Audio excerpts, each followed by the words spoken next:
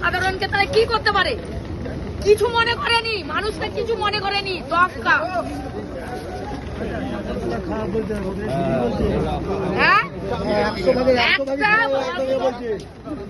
আরে কি করে দাঁড়াবো, মানুষকে সহ্য হচ্ছে না। আমরা এই জায়গাতে দাঁড়িয়ে আমাদের কত কষ্ট হচ্ছে, আমাদের পেশেন্টকে নিয়ে, আমাদের পেশেন্টের মরো অবস্থা। আমরা এখানটা কিসের জন্য এসেছি? আজকে ডাক্তারের সেবা পাবো বলে সেই ডাক্তারকে আজকে এইরকম করেছে। ওকে জ্বলিয়ে পড়িয়ে দাঁড়িয়ে মারা উচিত। কেন মারছেনি এখনো? কেন মমতার উপরে চাপ হচ্ছেনি এখনো? এখনো দুনিয়ার মানুষ, এখনো মানুষ কেন দাঁড়িয়ে আছে? এখনো হাসিনার মতন তাড়াচ্ছেনি কেন ওকে? ওকে হাসিনার মতন তাড়াচ্ছেনি কেন?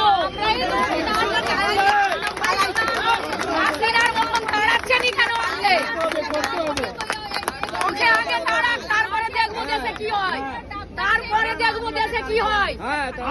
আগে তোমরা ওকে চটি খুলে মারবে, এত বড় একে যদি এরকম করতে পারে তাহলে অন্য লোককে কি করতে পারে? আগে মমতাকে এই দেশ থেকে তাড়াক, একদম তাড়াক আগে। আমাদের মহিলারা সুরক্ষা দিচ্ছে না কেন? শুধু মা মাটি মানুষ করে, মা মাটির মানুষ, ও মাটির মানুষ। মাকে কি করে বলা যায় মা মাটির মানুষ? কি করে বলে?